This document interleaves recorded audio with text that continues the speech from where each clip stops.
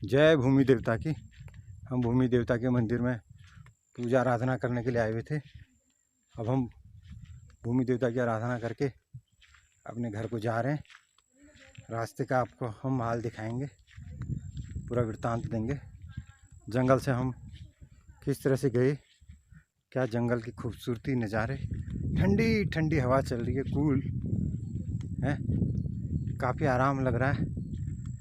दिल्ली में जो एसी वगैरह का होता है उससे कई गुना ज़्यादा वो हो रहा है। बिल्कुल तक टेम्परेचर लगभग 20-21 के आसपास है। बिल्कुल शीतल हवा, मंद मंद हवा। ये नीचे घाटी की ओर आप चित्र देख रहे हैं। घाटी की हमने आपको दिखाया, चारों तरफ पेड़, जंगल।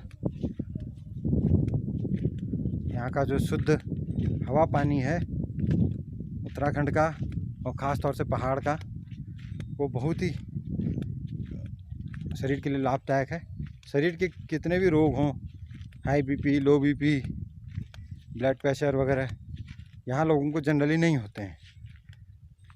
पानी यहाँ से भिक्कासैंड से पूरे क्षेत्र को जा रहा है। भिक्कासैंड में रामगंगा नदी है, उससे पेयजल स्रोत सरकार ने बनाए हुए हैं। हर गांव को सप्लाई होती है। हर गांव के ऊपर एक टैंकी बनी हुई है जंगल में, और वहाँ स्टोर होता है पानी, और वहाँ से डेट वाइज सबको सप्लाई होता है। अभी हम भूमिया देवता से नीचे को जा रहे हैं। पहले हम भूमिया देवता का मंदिर काफ़ी ऊपर है चढ़ाई में, तो वहाँ से हमें नीचे जाना है। तो इस तरफ हम ढलान की ओर जा रहे हैं, थोड़ा कंफर्टेबल हो रहा है। नीचे ये पीरू है, ये जो आप देख रहे हैं सड़क में, ये पीरू पड़ा हुआ है। ये पीरू जो है, ये जो आपको पेड़ दिखाई दे रहे हैं, ये चीड़ के पेड़ हैं। चीड़ के पेड़ के जो ये पत्ते हैं वो बिल्कुल पतले पतले हैं, बिल्कुल तिल्ली की तरह होते हैं, माचिस की तिल्ली की तरह। और ये सूखने पे ये नीचे गिरते हैं, लाल हो जाते हैं। पहले हरे थे, लाल हो जाते हैं, उसको पीरू कहते हैं। और ये पीरू कई काम आता है। पीरू से यहाँ बिजली बनाई जाती है। कई ऐसे सरकार की योजनाएं हैं यहाँ पे। करीबन 7-8 लाख रुपए का एक इंफ्रास्ट्रक्चर खड़ा होता है, उस पर पीरू डाला जाता है और पीरू से बिजली बनती है। हम कभी मौका मिलेगा तो ऐसे आपको जहाँ पे ये परियोजना चल रही है उधर दिखाएंगे। हमारे गांव से दूर है, एक 2-3 किलोमीटर, वहाँ पे किसी ने ये स्कीम ले रखी है, अर्ध सरकारी है, सरकार ने ठेका दे रखा है। तो बिजली गवर्नमेंट को देनी होती है। मेरे ख्याल से 7 या 8 रुपये यूनिट उनको मिलता है। और पीरू का अलग से है। गांव से औरतें यहाँ से पीरू सोरती हैं। ये जंगलों में जो पीरू गिरा हुआ है, तो औरतें या आदमी जो भी है उनको भी एक रोज़गार मिला हुआ है। यहाँ से पीरू ले जाते हैं और वहाँ उस फैक्ट्री में देते हैं जहाँ पे कि उससे बिजली बनाई जाती है। तो वहाँ पे भी कुछ लोगों को रोज़गार मिला हुआ है, और जो लोग यहाँ से पीरू उठा रहे हैं उनको भी रोज़गार मिला हुआ है। चीड़ का पेड़ यहाँ पे काफ़ी वरदान सिद्ध होता है।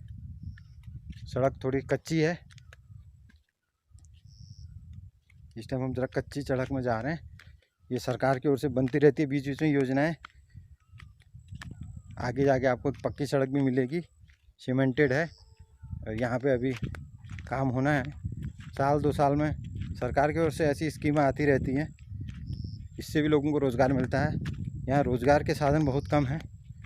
या तो लोग टीचर हैं, या कुछ सरकारी नौकरी हैं, वन विभाग में हैं, ड्राइवर हैं, इनकी अपनी गाड़ियाँ चला रहे हैं। तो रोज़गार की कमी उत्तराखंड में है। हम लोग भी रोज़गार नहीं होने की वजह से ही शहरों में जा रहे हैं, और जो यहाँ पलायन कर रहे हैं शायद उनका भी यही कारण है। जो हमारे पूर्वज गए, हमारे बाप दादा गए, या औरों के किसी के भी गए हों, पूरा उत्तराखंड इसीलिए खाली है क्योंकि यहाँ रोज़गार नहीं है। आबो हवा अच्छी है, हवा पानी सही है, शुद्ध है, लेकिन पेट की भी ज़रूरत होती है और रोज़गार की तलाश में लोगों को जाना पड़ता है। कहते हैं ना कि पहाड़ के पानी और पहाड़ की जवानी पहाड़ पे नहीं ठहरती। पानी ऊंचे, पहाड़ ऊंचे हैं, पानी जो है नीचे को बह जाता है, सारा पानी नीचे शहरों की ओर चले जाता है। उसी तरह पहाड़ की जो जवानी है, यहाँ जो बड़े बड़े कॉलेज हैं, स्कूल हैं, यहाँ लोग बीए करके या 12वीं वगैरह करके शहरों की ओर रोज़गार की तलाश में चले जाते हैं। तो उसी को कहा गया कि पहाड़ की जवानी भी पहाड़ में नहीं ठहरती। अगर ये जवानी यहीं रुक जाए या इसी पानी को यहीं पहाड़ में रोक लिया जाए, पहाड़ के उसमें विकास में आ जाए, तो शायद ये समृद्ध हो जाए। यहाँ के नेताओं ने भी इस ओर कोई बहुत ज़्यादा कदम नहीं उठा सकते थे, और शायद नेतागिरी में यही होता है। पक्की सड़क आ गई है। इस टाइम हम एक पक्की सी सड़क में जा रहे हैं। आप देखेंगे नीचे सीढ़ियाँ सी बनी हुई है और सड़क थोड़ी सी पक्की है। वो मिट्टी वाली सड़क थी, पत्थरों वाली, अब इस पर सीमेंटेड किया हुआ है। कंफर्टेबल हो रहा है और नीचे को जाना एक अलग ही आनंद है। नीचे पूरा जंगल का व्यू दिख रहा है आपको। ज़्यादातर वीडियो में मैं इतना बोल नहीं पाया हूँ। इस वीडियो में मैं काफ़ी बोलने की कोशिश कर रहा हूँ। पहाड़ के कई वीडियो मैंने बनाए थे उत्तराखंड आने पे, इतना ज़्यादा डिटेल से मैंने और में नहीं बनाया। मोबाइल की क्वालिटी काफ़ी ख़राब है, इसके लिए हम माफ़ी चाहते हैं। 6A मोबाइल से रेडमी के पूरा शूट करना पड़ रहा है, तो अगर आपको चित्र साफ नहीं आ रहे हो उसके लिए माफ़ी चाहते हैं। जितना हो सके हमने पूरा प्रयास किया है कि चित्र पूरा आए। अभी मौसम साफ़ हो गया है, वरना यहाँ पे मौसम भी काफ़ी ख़राब था। इस वजह से भी धुंध बारिश, कभी धूप आ रही है, कभी धुंध हो रही है, कभी बारिश हो रही है। चित्र एकदम क्लियर नहीं आ रहे थे। इस टाइम काफ़ी हद तक साफ़ सफाई दिख रही है। सरकार की भी अगर कोशिश होती तो काफ़ी कुछ किया जा सकता था। देखते हैं कि अगली सरकार क्या करती है, किसकी आती है। चुनाव तो हो रहे हैं, भू कानून को ही मुद्दा भी उठा हुआ है, और मुझे तो भू कानून खाली वो चुनाव जीतने के लिए एक स्टंट लगता है। मैंने अपने एक वीडियो में इस बात को उठाया भी था। अब देखते हैं, भू कानून हो जाए तो अच्छी बात है। उससे क्या है कि यहाँ के लोग यहीं रुकेंगे, यहाँ इनको रोज़गार की संभावनाएं बढ़ेंगी, और बनेंगी या नहीं बढ़ेंगी, क्योंकि यूपी से जब उत्तराखंड अलग हुआ था तो उस टाइम तो लोगों ने सोचा कि काफ़ी कुछ हो जाएगा। बहुत मेहनत करी यहाँ के लोगों ने।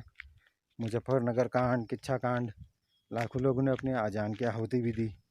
बहुत सरकारों ने दमन भी करा, उस टाइम के जो उत्तर प्रदेश की सरकारें थी। लेकिन जिन लोगों ने करा उनको मुझे नहीं लगता कुछ मिला। बस यही हुआ कि जो उत्तर प्रदेश सरकार में मंत्री थे, उत्तराखंड में जब वो सरकार बन गई तो वो लोग यहाँ मंत्री बन गए, मुख्यमंत्री बन गए। तो मुझे तो लगता है कि उन नेताओं को ही फ़ायदा हुआ है। संघर्ष जिन्होंने करा वो आज भी बेचारे वैसे ही हैं। हम लोग जो शहरों में गए थे, हमें आज भी कोई ख़ास परिवर्तन तो यहाँ लग नहीं रहा है। तो देखते हैं अगली सरकार किसकी आती है और क्या योजनाएं पूरी होती हैं। अब हम ज़रा गांव का व्यू और देखते हैं। ये नीचे सड़क दिखाई दे रही है, इसी पे मुझे चलना है। यहाँ से होते हुए आपको बिल्कुल नीचे तक दिखाई दे रहा है। नीचे एक वाटर की टैंकी है, जिसका मैंने आपको अभी बताया था, जो भिक्या सेंड से पानी जमा हो रहा है। और इस रोड से मैं अभी आया हुआ हूँ, ऊंचाई की ओर है। ऊपर की ओर जंगल दिखाई दे रहे हैं, काफ़ी अच्छे चीड़ के पेड़, हरियाली है, खूबसूरती है। कहते हैं कि भाई, एक कहावत है कि धरती पे अगर स्वर्ग है तो कश्मीर में है। तो मैं उनसे ये कहना चाहूँगा, जिन्होंने कहावत बोली ठीक बोली, कोई गलत नहीं थी। कश्मीर ज़रूर स्वर्ग होगा, पर वो शायद कभी उत्तराखंड नहीं आए। शायद उत्तराखंड आते तो उसके बारे में भी उनके यही विचार होते, ये मेरा विश्वास है। हम लोगों से मैं ये बोलूँगा, उत्तराखंड में ज़रूर आएँ, टूरिस्ट की तरह आएँ, घूमें फिरें, यहाँ के लोगों को रोज़गार मिले। जो यहाँ अभी भी संघर्ष कर रहे हैं, हम लोग संघर्ष नहीं कर पाए, हम लोग शहरों की ओर चले गए। शहर वाले लोगों की भी जिम्मेदारी है कि वो इसको छोड़े नहीं, बीच बीच में आते रहें। और जो दूसरे लोग हैं, उत्तराखंड टूरिज़्म के लिए भी मैं ये कहना चाहूँगा, लोग ये आएँ, इसका कंपैरिजन करें। जिस तरह कश्मीर इतना सुंदर है, उत्तराखंड भी सुंदर है। हिमाचल भी सुंदर है। तो यहाँ भी आएँ, किसी भी गांव में आएँ, किसी भी शहर में आएँ, किसी भी हिल स्टेशन में आएँ, लेकिन आएँ, एक बार आएँ और उसके बाद देखें कि ये सही है या नहीं है। आने के बाद ही पता लगेगा। तो एक बार उत्तराखंड ज़रूर आएँ, ये मेरी आप सबसे हाथ जोड़ के प्रार्थना है।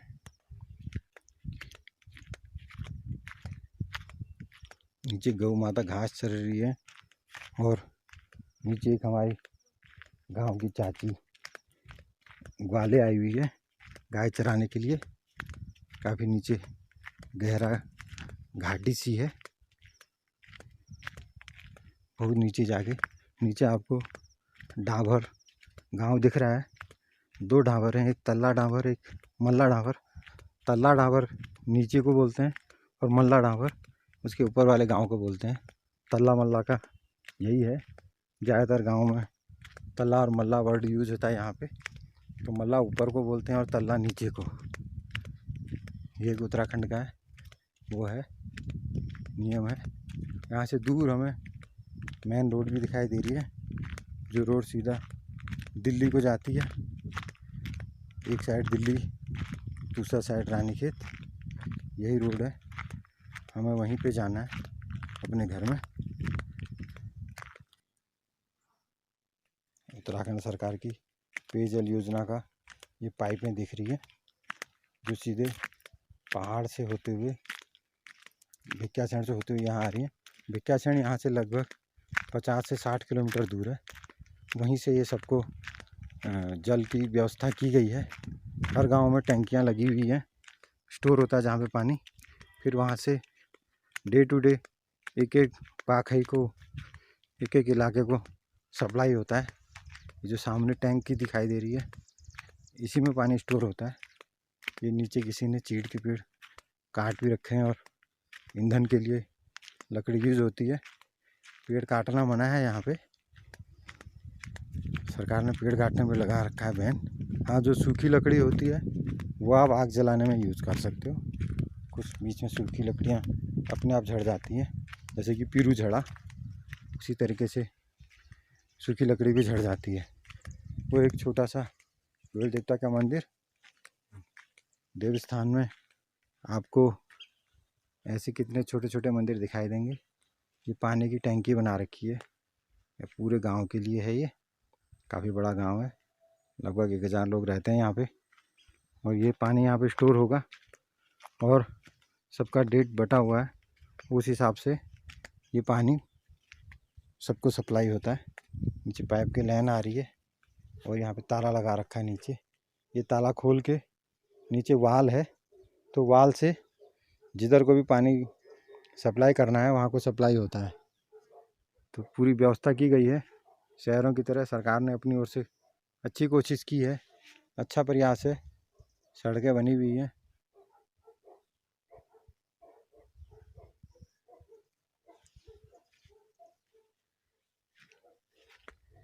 ये एक फल है घिंगारू, इसको घिंगारू कहते हैं।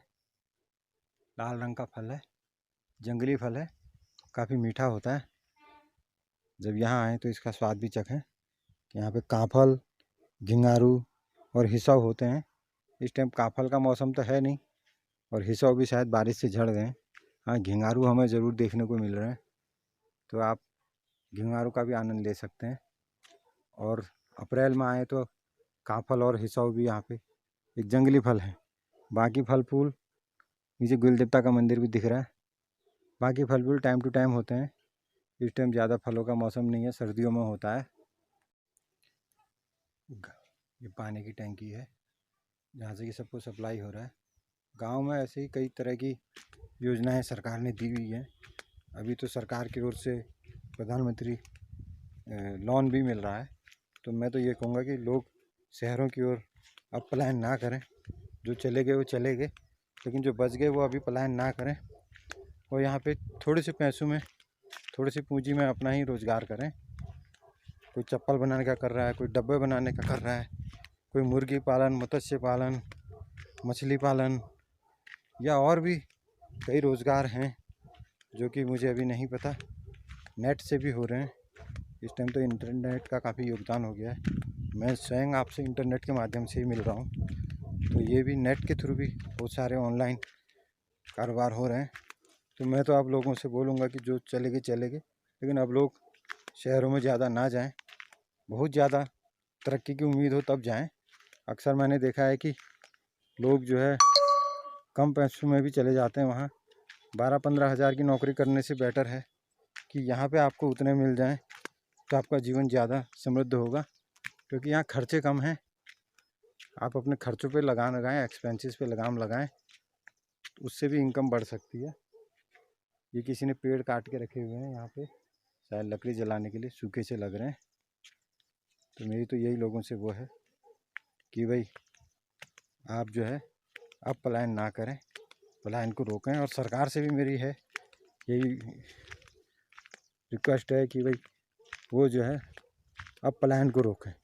ये जिम्मेदारी सरकारों के, पिछले सरकारों ने कुछ नहीं करा आज तक 70 साल में। मैं सभी को कहना चाहूँगा, किसी एक पार्टी का वो नाम नहीं लूँगा, सारे मस्त मौला थे, अपने से मतलब रखते थे। उम्मीद मुझे इन लोगों से भी नहीं है, लेकिन अगर करें, कोई अगर सचमुच में कुछ करना चाहता है तो अब सबसे पहले वो लोगों को रोज़गार दे, पलायन रोके, और लोगों को भी इनिशिएट लेना चाहिए कि वो नौकरियों के चक्करों में बहुत ज़्यादा ना पड़े, स्वरोज़गार करें, लोगों को रोज़गार दें। हमारे उत्तराखंड के लोगों की सबसे बड़ी दिक्कत यही है कि वो अपना काम नहीं करना चाहते, रिस्क नहीं लेना चाहते, उसके बजाय वो नौकरियों की ओर भागते हैं। नौकरी में बहुत ज़्यादा पैसे नहीं हैं, 14,000, 15,000, 16,000 शहरों में रह रहे हैं, दिल्ली जैसे शहरों में, वहाँ किराया भी दे रहे हैं, कन्वेंस भी लगा रहे हैं। उसके बजाय उनको पड़ेगा कितना, मुश्किल से 10,000। तो उससे बेटर यही है ये आपको 10-11 हज़ार रुपये यहीं मिल जाएं। सरकार की यहाँ कई योजनाएं हैं भी, फ़ायदा उठाने वाले चाहिए। वक्त के साथ बदलना चाहिए, कृषि का स्वरूप बदल चुका है। ये हिसाब का पेड़ है, वक्त के साथ बदलना चाहिए। कृषि भी यहाँ पे काफ़ी जगह बंजर दिख रही है, तो लोगों को जैविक कृषि की ओर ध्यान देना चाहिए। और जैसे स्कीमें वक्त के साथ बदलो तभी आप आगे बढ़ सकते हैं। जैसे मोबाइल पहले छोटे थे, इस टाइम टच वाले हैं, एप्पल के हैं, तो इसी तरीके से अपने सब योजनाओं को वो करें। यहाँ कुछ लोगों ने लकड़ियाँ जमा कर रखी हैं, ये जब ईंधन ख़त्म हो जाता तो यहाँ चूल्हे से भी रोटी बनाई जाती है। चूल्हे से कमरे गर्म रहते हैं। मकान कुछ लोगों के पुराने हैं और कुछ लोगों ने नए लेंटर वाले भी बना रखे हैं। ठंड बहुत होती है, तो पुराने मकानों में ये होता है कि भाई मड के बने हुए हैं, 18 इंच या 24 इंच की मोटी पत्थर की दीवारें हैं, बाहर से मिट्टी की लिपाई है। वो सर्दियों में गर्म रहते हैं और गर्मियों में ठंडे रहते हैं। ये इन मकानों की खासियत है। इसलिए अक्सर हमारे पुराने लोगों ने ये ऐसे मकान बनाए थे। अभी तो मोस्टली ईंट और पत्थर के ही मकान बन रहे हैं। चलो, वो तो मैंने यहाँ का इंफ्रास्ट्रक्चर बताया। मेरी सरकार से भी रिक्वेस्ट है वो लोगों को सहयोग दें, खाली वो आगे टाइम पास करके जाने वाली और चुनाव जीतने तक सारी परियोजनाएं होती हैं, उसके बाद कुछ भी नहीं होता है। ये उत्तराखंड का ही नहीं, ये पूरे देश का हाल है, मैं किसी एक स्टेट के लिए नहीं बोल रहा हूँ। हम गांव के बिल्कुल नज़दीक आ गए। नीचे टीवी टावर वगैरह दिख रहा है। ये शव है, बिल्कुल हमारे घर के पीछे का इलाका। शव का मतलब ठंडा, वैसे ही ठंडा है, लेकिन ये इलाका शायद एक साइड में है और हवाएं ज़्यादा तेज़ आती होंगी, इसका नाम इन्होंने शव रखा होगा। नीचे धूनी दिख रही है, हमने धूनी में काफ़ी दिन पूजा करी। तो नीचे गौशाला, हम जहाँ से गए थे उसी रास्ते पे वापस दिख गए। गांव दिखाई दे रहा है साफ साफ हमारे नज़दीक। अब हम आए, ये हिसाव का पेड़ है, यहाँ किलमौड़ भी है और घिंगारू भी, तो काफ़ी पेड़ है, जंगली बूटियाँ हैं। ये तिमूर है, तिमूर से ये दांत साफ करते हैं। कड़वा होता है नीम की तरह, लेकिन पहले ज़माने में करते थे, अब तो खैर कोई सब बुरुश से ही कर रहे हैं। पहले ज़माने में इससे भी करते थे। तो ये करते हैं। ये चीड़ के पेड़, नीचे शहर और मैदान। हम गांव के बिल्कुल नज़दीक आ गए। आज की वीडियो को हम यहीं पे विराम देते हैं। हम बिल्कुल गांव के नज़दीक पहुंच गए। तो धन्यवाद। जय देवभूमि उत्तराखंड।